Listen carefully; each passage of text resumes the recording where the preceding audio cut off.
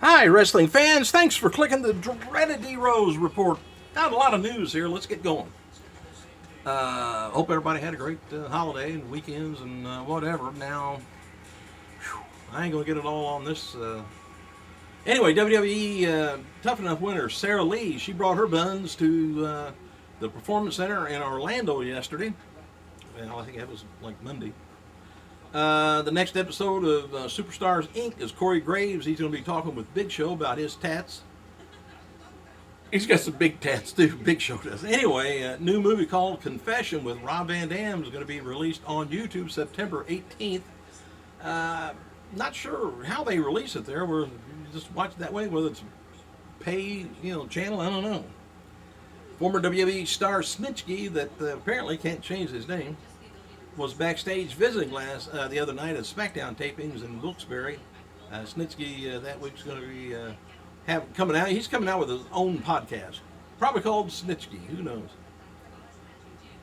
All right, let me go on down here because I'm going to be running out of time here. PWI Insider reports that the main reason for the change appeared to be Jeff Jarrett going to the UK that week for GFW business, and GFW is in the current state. They don't want to run an event without Jeff Jarrett being there. They were supposed to have an event coming up this year. Now I think it's put off till next year now, but that's the only reason why, as far as I know. Xavier Woods noted on Twitter that he recently filmed a video from Zack Ryder beating him in WWF Royal Rumble, an old one, the video game though, and they couldn't air it on the Up Up Down Down YouTube channel due to copyright reasons. All right, what else have I got here? There's some attendance figure. Oh, and the animal, Batista, has an old school animal look after wrapping up filming on the recent movies. Hang on a second, let me see who that is.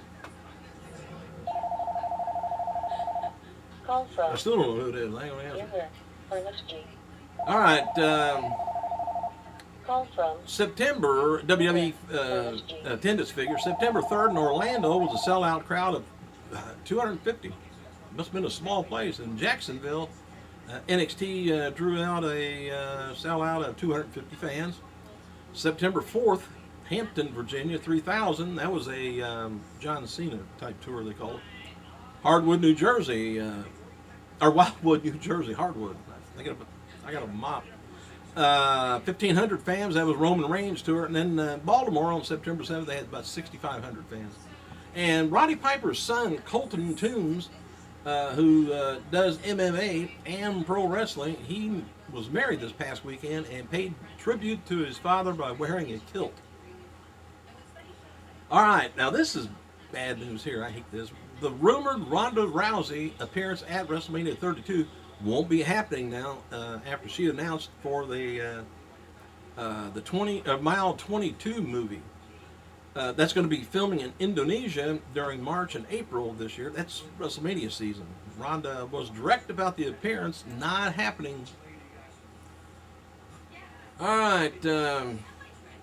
What else have I got here? I got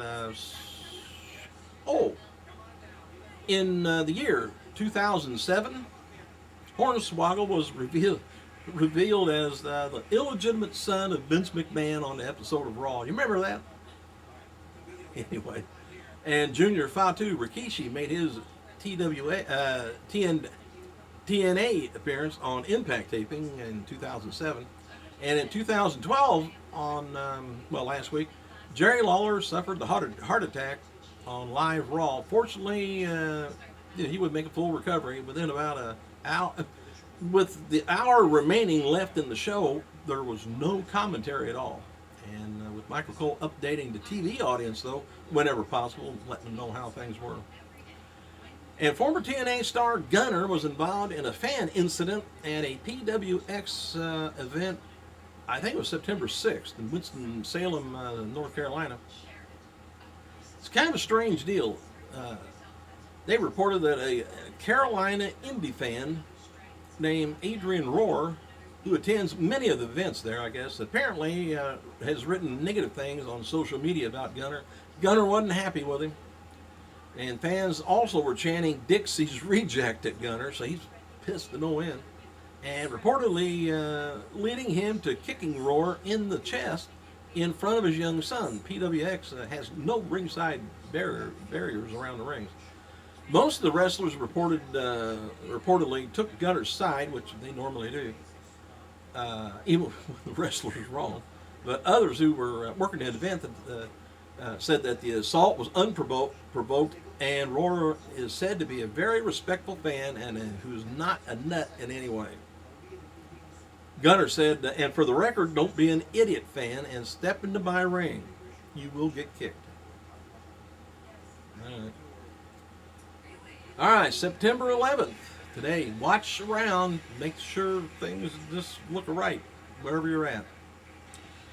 I can't believe it's already. FanPix.com is pleased to announce that Terry Hulk Hogan will be the fantasy sports site official spokesman. The ex-Hall of Famer, or whatever you want to call him, the sports icon, has been selected due to both his enormous popularity with fans all over the world and his love for sports. FanPix.com has no doubt that this beloved athlete will lead his loyal fans to the site as his latest role as brand ambassador. And this is kind of strange if you notice this, that there's been some speculation that Randy Orton was either teaming with Roman Reigns and Dean Ambrose at Night of Champions, or perhaps the attack from the Wyatt family on Raw was to ride him out off of TV. Maybe he was going on another vacation. PWI Insider reports that creative sources report that Orton is not currently figured into any storyline plan at all for the next few weeks, including Night of Champions. And it's reported that the angle with the Wyatt was done to write him off TV for a few weeks. Didn't really say why, but... And WWE's website's got a poll up asking fans, who's the scariest of the Wyatt family? Is it Bray Wyatt, Luke Harper, Braun Strowman, or Sister Abigail? With about 5,000 votes, Braun's in the lead, 47%. Mysterious Sister Abigail, 30%. Bray Wyatt, 17%, and Luke Harper, surprisingly, 10%. And guess who turns a half a century old today? No, not me. Paul Heyman. All right, Emma and WWE NXT champion Finn Balor, they debuted new entrances at last night's NXT TV tapings. And Balor's new entrance features a white light instead of fog and a large Balor Club logo on the Titantron. Haven't seen it yet. And September 18th, WWE has got a live event going on up in Montreal. It's going to be featuring Kevin Owens as his homecoming.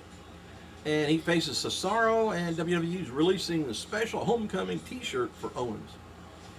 I think it's all for sale. You can get it down here if you want. New website. A new poll on WWE's website too is asking the greatest WWE heavyweight champions: is it Hart, Cena, Rollins, Savage, Angle, H, Austin, Michaels, or Bruno? And it's worth noting Hogan ain't on it, and neither is The Rock. But in the lead is Austin with 26%, 23% for Cena. Bruno is tied with Brett, 11%, HBK 10%. All right. Oh, on this day, back in 1984, Bruno Sammartino officially debuted as commentator for the WWF Championship Wrestling that was being taped at Poughkeepsie.